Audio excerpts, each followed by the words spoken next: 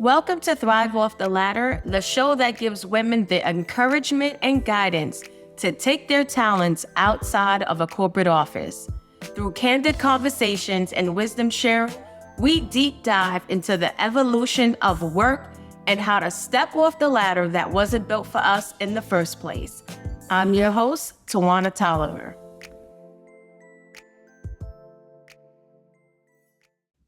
Well, hey there, friends. Welcome to Thrive Off the Ladder, the go-to podcast for women who took their talents outside the corporate office to build a profitable business that fills their pockets and their souls. I'm your host, Twanna Toliver, and today we are talking about AI, particularly how to future-proof your business using AI with my special guest, actually one of my favorite people, Natalie Macneil. And so before we dive in, I just want to read Natalie's bio and give you a little background on Natalie. Natalie Macneil is an Emmy Award-winning media entrepreneur, futurist, and credentialed business and leadership coach. She also is the founder of Coaching Evolved and its signature Transformational Embodiment Coaching certification. It's the only ICF-accredited multi-modality certification of its kind. She has been listed on the Levo 100 as a transformer of our generation and featured by Inc. as one of 27 women leaders changing the world. Natalie is devoted to expanding human potential and inspiring people to live deeply meaningful lives through her books, videos, interactive films, coaching experiences, and live events. She has been featured in Elle, Glamour, People, Time, Forbes, Inc., Entrepreneur, and more. Please welcome my special guest, Natalie Macneil. Hey, it's so good to be with you. We must go back at least a decade now. It's been a decade.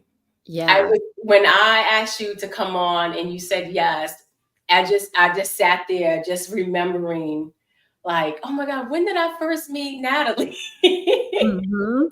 Yeah, it's been a while. It's been a while. We've lived some life in those 10 years. Yeah, it's been a really long time. And I don't know. I think I may have mentioned to you that I found one day your very first book, She Takes on the World. Yep. And you had signed it. And you were like, I signed it? And I was like, yeah, but I couldn't remember when you signed it. And then I'm like thinking back and I'm like, I don't think Natalie remembers that I met her. I don't know if you remember, it was called Ladies Who Launch. Did you remember that? Yes. Was it in New York? Yes, in New York. In New York. Yes. That's the first time that I met you at Ladies Who Launch. I used to go, was in a law firm. I forget the woman's name who used to run it. She was so fabulous. She like forced all the men in her like office to do this for the women. And we would go there and I met you. I remember I met Marie Folio. She was starting and you signed your book. And I'm like, I forgot all about that. If I didn't find that book, I would not. I literally would not have remembered that. Wow. It's so crazy just to think back on, I've been an entrepreneur for 20 years now, and all the iterations along the way, all the versions of ourselves that we've been over these years, like that feels like a lifetime ago. It feels like so long ago, and at the same time, not so long ago. Not so long. Yeah, all of the versions, as you say, because at that time I had Body Blessings, my skincare line. And that's what I was launching and working on at the time.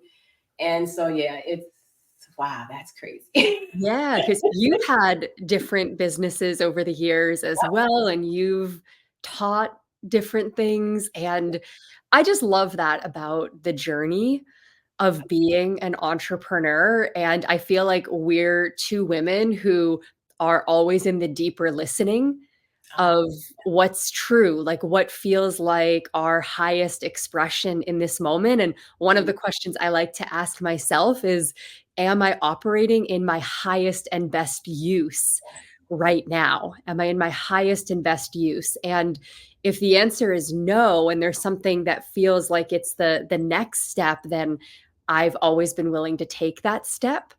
And I didn't recognize that as such a strength and as a gift until more recently. Mm, I love that. No, that's good. I mean, every day too, I say, God, use me. Exactly. Show Yes. me and use me. Because I want to leave here empty. There's so many people that, leave and they have so much more to do. And so I want to make sure that I do my best work and, in service. I love that. I'm getting like teary eyed. And so, I mean, and this brings me to my first question, because it's clear you are definitely a pioneer in, not only the online business space, but just, women in business. And so I'm just wondering how, when we think about all the things that you have done, I read your bio, it was a mouthful, and I got all your books. And so you have a lot of intellectual property. You are a creative force. She takes on the world. I was in your incubator Conquer Club. So even just the names of the way you name things. So when we think of AI, one of the things I hear a lot is like, well, how do I protect, my stuff? I don't want to feed it my intellectual property. I don't want it to steal from me and tell someone else, how do you reconcile with that? Or what's your thought on that? Mm.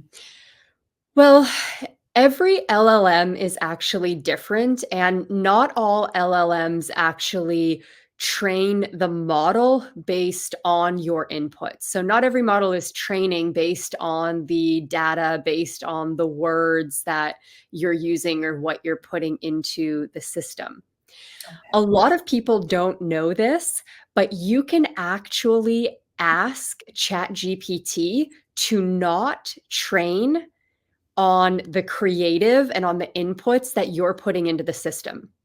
So Okay. you actually can't change this setting from within ChatGPT the way that you're usually logged into it when you're using it.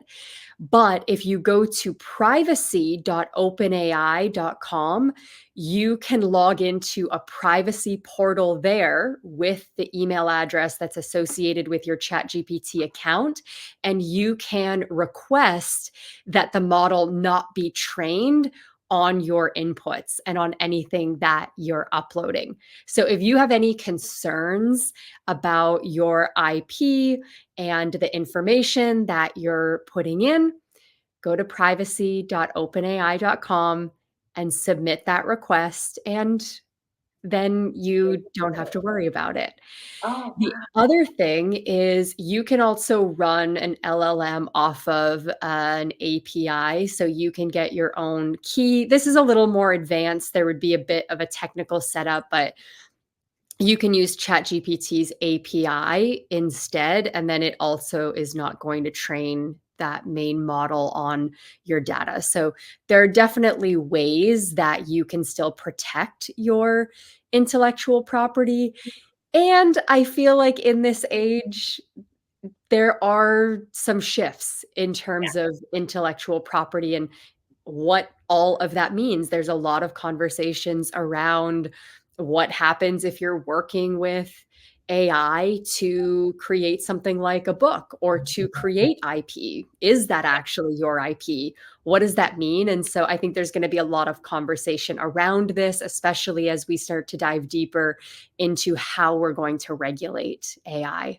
definitely. Yeah. And I agree, because I had those concerns as well, but then I realized, and I see it seems like every day I see someone that I've been in their program say, oh, one of my former clients, you know stole my program. So humans are, It's happened to me a lot over the years, especially as I built a bigger following. And I do think that there are a lot of things all around us that we're inspired by. And sometimes it's just a completely unconscious thing. We're not aware that we might be saying something that somebody else has said.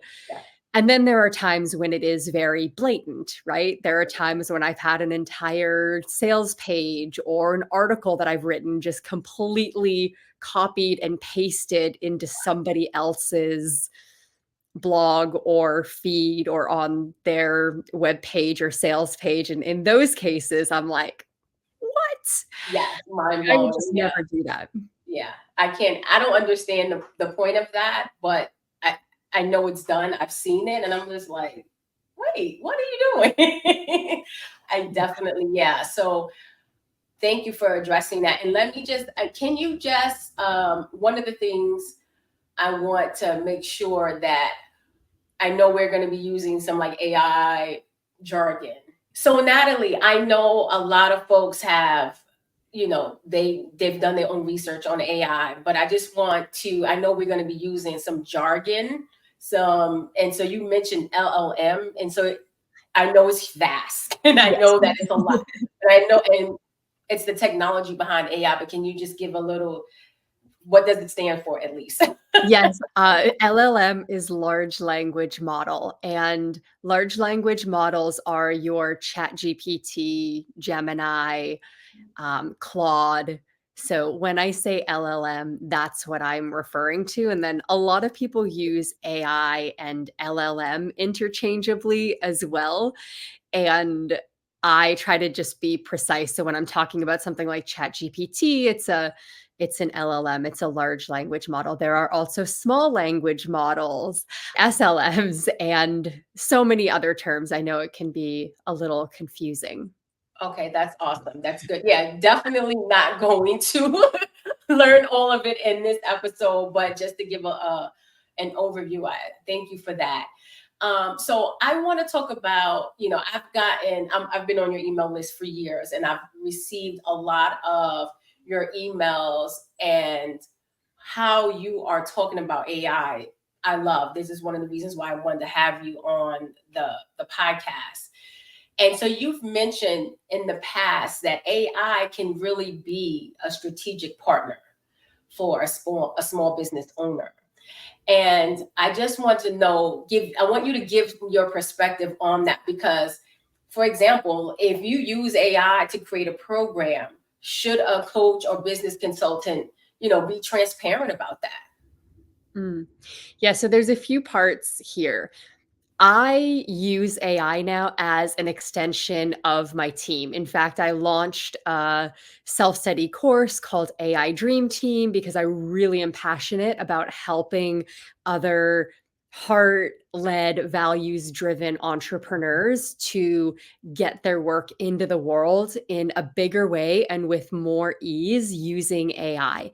And so I have my AI CEO and my AI marketing strategist and my AI content creator, and they're all very trained on my inputs and my voice. So I actually spend a lot of time on the training part, whereas I feel a lot of people will go to ChatGPT and they'll just be like, "Hey, ChatGPT, can you produce a social media post about the power of mindfulness in the workplace?" Yeah. And that's it. Or it's a very basic prompt. I do very extensive prompts, but I also reuse a lot. So I have a prompt library. I also give this to people in my AI Dream Team course, and I'm pulling from that prompt library. So I'm usually not starting from scratch. And you can also use something like a custom GPT if you're on the pro version of ChatGPT and really train it to act as an agent for your business in a role within your company that can really support you as an entrepreneur. So there are so many things that we can work with AI on, which I think is really beautiful. And you ask about whether or not we should disclose that. And I mean, AI disclosures now on social media platforms, for example, the disclosure is for clearly generated AI content, especially something like a photo or a video. Yeah. And for things like copy, here's the thing: if I'm training my custom GPT on my voice and with a lot of input that goes into that so that I can get the output that I desire. And I'm doing the editing of that where necessary. We don't need to disclose things like that. I think we're all going to have to do that because that's just going to be the shift that happens in the workplace. Like within the next 2 to 3 years, everybody will have to be working alongside AI in their jobs just to continue to evolve and to be relevant in the work that you're doing. So I think that's inevitable. And we do need to disclose, especially things like images. But if you're training a custom GPT to, let's say, produce content for you, then Because at the end of the day, it's using your brain. right, Yeah. exactly. Like you're still part So, of that output. And so it's this collaboration. yeah. And I mean, if we were doing disclosures on all of that content, then like every single post is going to be I use AI. created with the help of AI. Yeah, yeah, that makes sense. No, and even a lot of times too, a lot of folks upload their old content and so at the end of the day, it's still using, your old content, your voice, and all of the things. So that makes sense if you're Yeah, thinking I about. think there's a where there's a need for protection and for disclosures is for things like voice cloning, or there have been election related ads that are an AI person that they're talking about something or they're endorsing a candidate and it's all AI generated. Those are things where I think we need to be really clear and transparent, and where there should be that label on Facebook or Instagram letting people know that it's AI generated. Yeah, that makes sense. No, exactly. And I've seen people change, you know, movie posters, and I think there's like a issue now with the actresses from Wicked. They totally change, and I'm like, that kind of stuff is definitely. It's funny.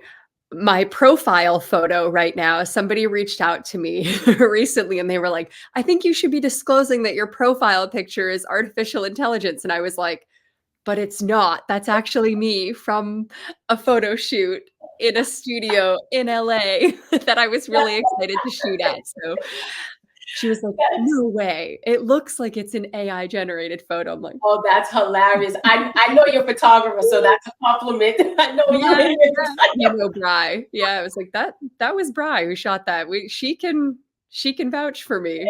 That's exactly. all Oh, that's me. funny.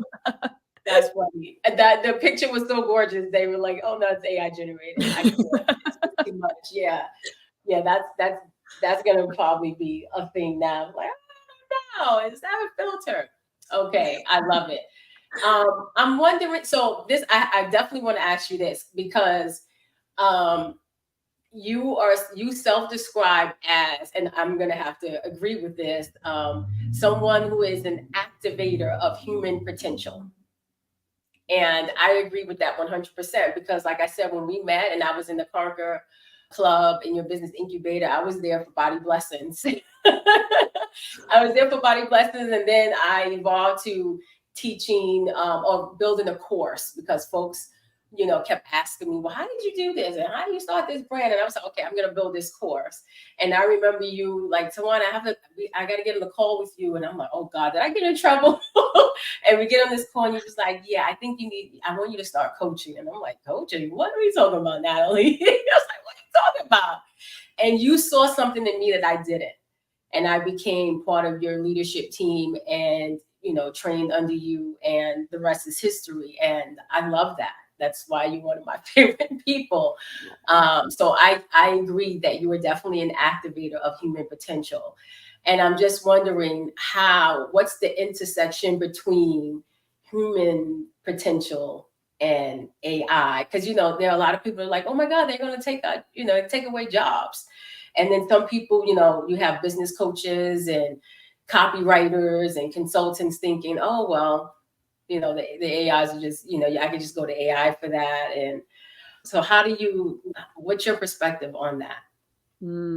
Oh, this is one of my favorite things to talk about when it comes to AI because I am so passionate about potential. And I feel like from a very, very young age, I could always just see into people. Like I could see where they were maybe getting stuck, or I could see what their gifts were. And in my businesses, have really brought those gifts out more and more within the people that I've worked with and helped to turn those gifts into business when that's been the path that somebody has wanted to take, or someone has a message or a transmission that I think would be so impactful in the world. And I want to help them to bring that into the world. And with artificial intelligence, we have an opportunity to do that at such a massive scale and in so many different areas of our lives. So, for example, if you've been chatting with ChatGPT or with Gemini for a while, it knows a lot about you and it can reflect that back to you. It can tell you what it sees as maybe your untapped potential or the gifts that you have or things that you might not even see within yourself. Also, the weaknesses that you might have or growth areas. So, one of the things I love to do, because this actually helps with training the LLM of your choice. So, if you're working with ChatGPT, for example, using the audio on the app, and like I'll go for a walk and I'll just have a conversation with it as if I'm talking to a friend. And then it gets to know me more and more so that my outputs become even more aligned with my voice, with my values. And I find that the more I'm in conversation with it like that, the more I can also ask it, hey, like what's a gift that you think I have? What's a gift that you think I have that I may not even know or recognize yet? Or what do you think my potential is over the next 12 months based on everything that you know about me? And not just for work and career, but also for things like health and wellness. So there's a lot of health tech that's being developed right now that's really exciting. I actually just did a very futuristic workout that was really cool. And there are AI workout systems that can give you an optimal workout in a very short period of time, like between 7 and 15 minutes, giving you a workout that you might have to go and spend 90 minutes at the gym to achieve. So there are a lot of ways that we can be more efficient with our time and also optimize things. And I find that really, really exciting. There are AI powered cancer screening blood tests now. There are AI powered full body MRIs that can help with things like early detection of cancer and disease at stage 0 before it's actually something that requires much more invasive treatment. So there's so much potential for our health. There's so much potential for our well-being. There's so much potential for our time. Like AI can help us to get so much of our time back. AI is doing like more than half the work I was doing a year ago. And in that time, I've been able to get back to my creativity, to my artistry, to the things that I often put aside when I'm busy and I'm working and I'm building my companies and I'm working with clients. And now I have so much more spaciousness, and the kind of spaciousness that is kind of what I always wanted as an entrepreneur. Like it's part of the reason why I am an entrepreneur. I want my own schedule. I want my space. And I've learned to bake sourdough bread and I've learned to grow my own food. So now I'm gardening and growing food and baking bread and just taking on these other little passions and hobbies that I feel like I didn't have time for before. And I feel like that's something that we're all going to benefit from in the future. I love that. No, that's amazing, and that's the reason when I first when AI, everybody was talking about it, I was definitely skeptical. I was just like, oh my goodness.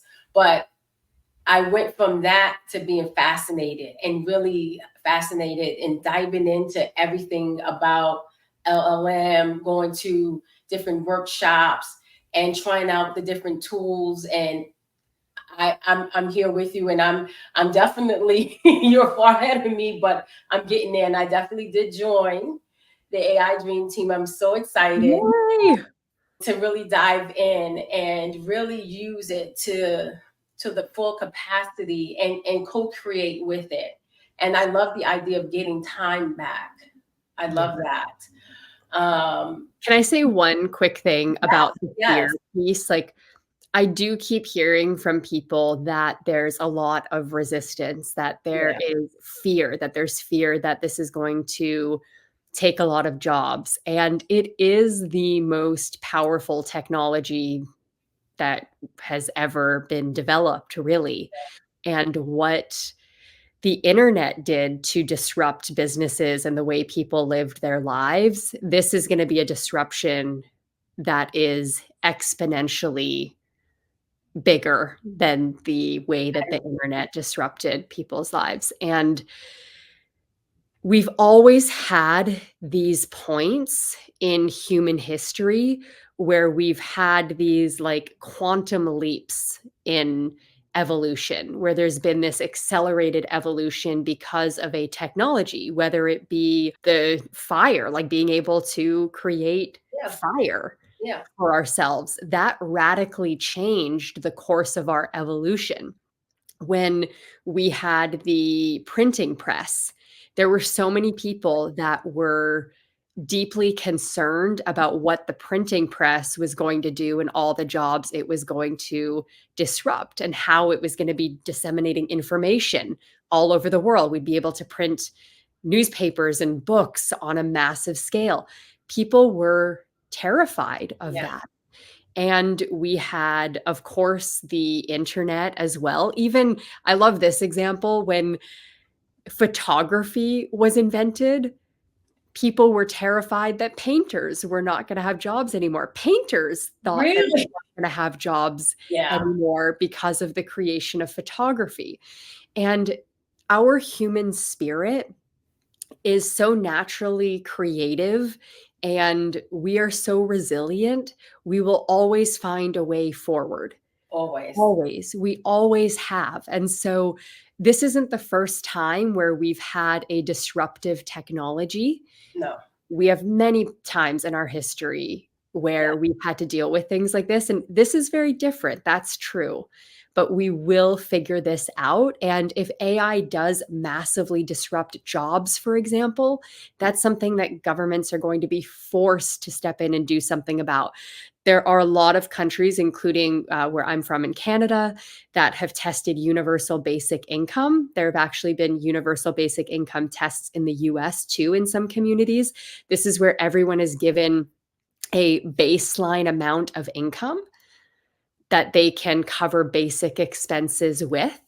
And then you can, work and you make more money on top of that, or you choose what you're going to do. And these tests have been very, very successful. And so there's conversations about, do we need to have a universal basic income if AI is going to be doing a lot of the work? AI also changes the way that we will be looking at labor, like the value of labor and also the cost of goods. So if you're running an agency, for example, and that agency is AI powered, is there going to be an expectation that the cost of that is lower because you're not having to have as much overhead or as big of a team?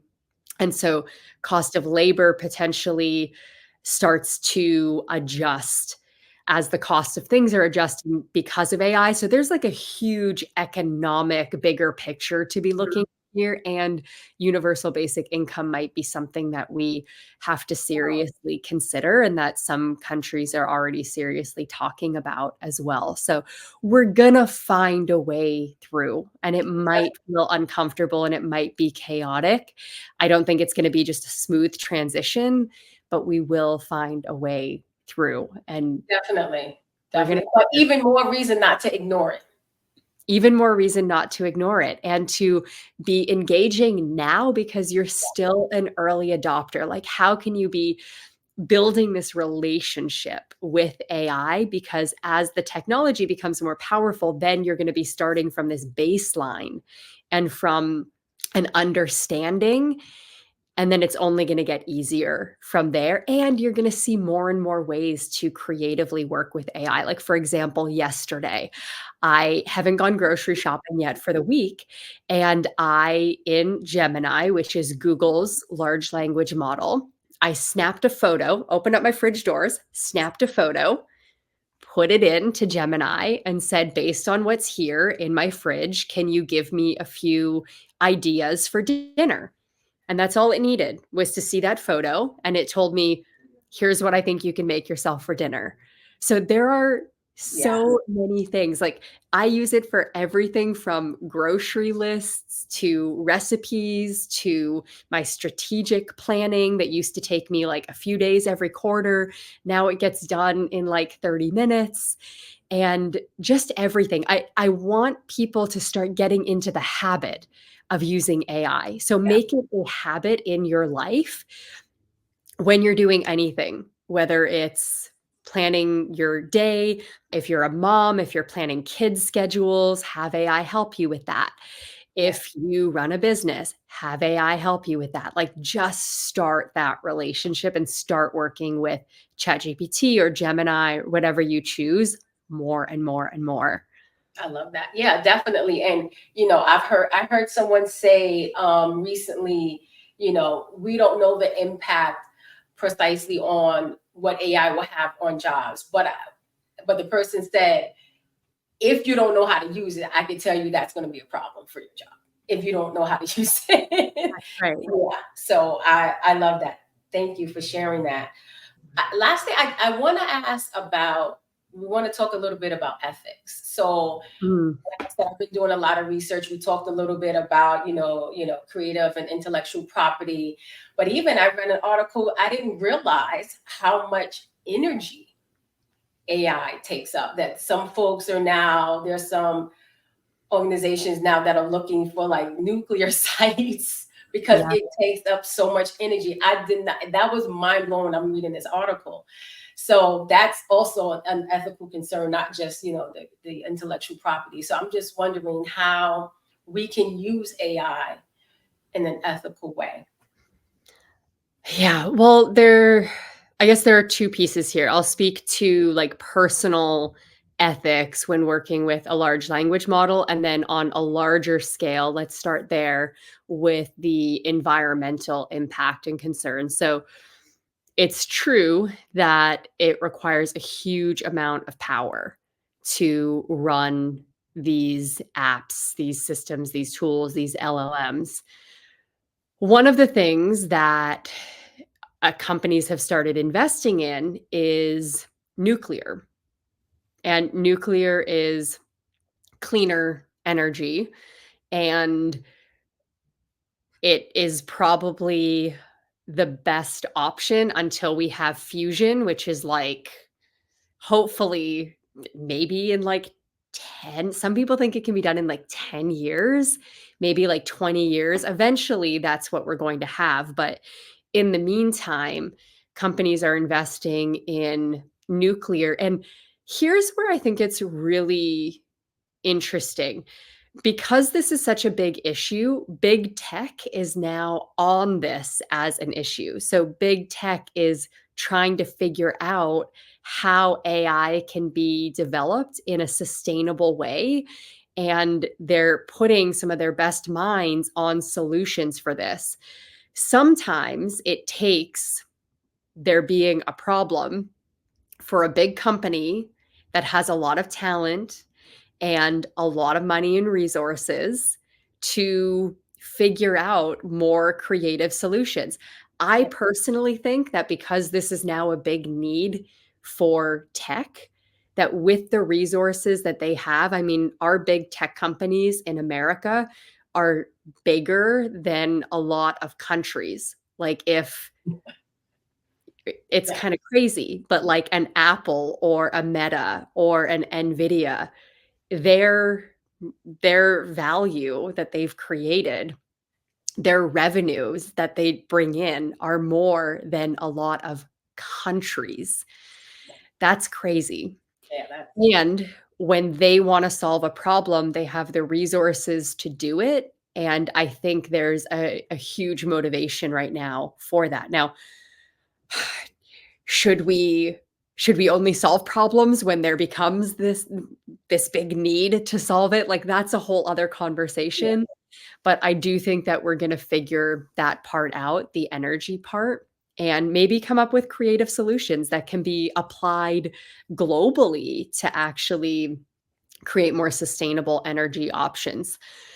The other part of the ethical conversation, there's actually so many ethical conversations to have and so many conversations that need to be had around regulation. There are people who are very passionate about that particular piece of AI who are yeah, working on these things on a much smaller scale, like me here in my small business. And the way that we're all using AI, ethical use of AI for me is working with my own inputs. So I'm training it when I'm creating a custom GPT with ChatGPT. I am training it based on newsletters that I've written and past posts and articles that I've written and my own books and my own systems. And that's what I recommend you focus on. And if you don't have books and you don't have a lot of different pages on a website to train it on, like that's okay. You can train it by having the conversations like I was talking about. Hit record, go for a walk, like turn the microphone on and have a conversation with the LLM of your choice. And that's one way that you can start training it to be able to get outputs that sound like you, for example, yeah. if you're creating content.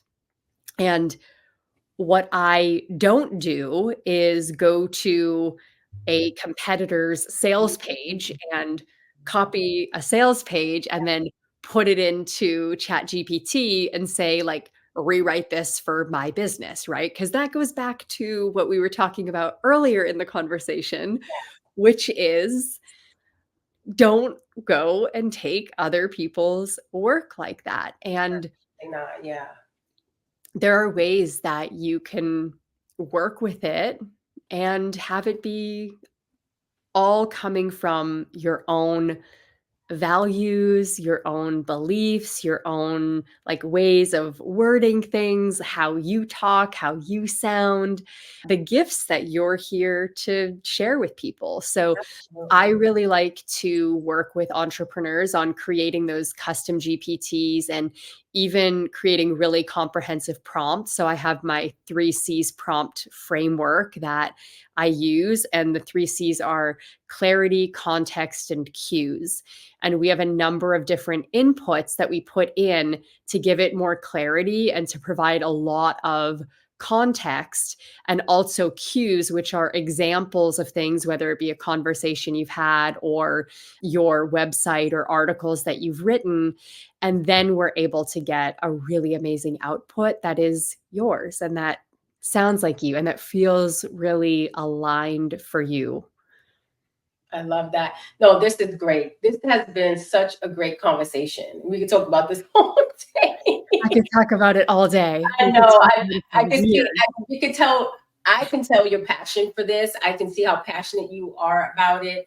I've, been able to dive in a little bit of the AI Dream Team, and I'm loving it thus far.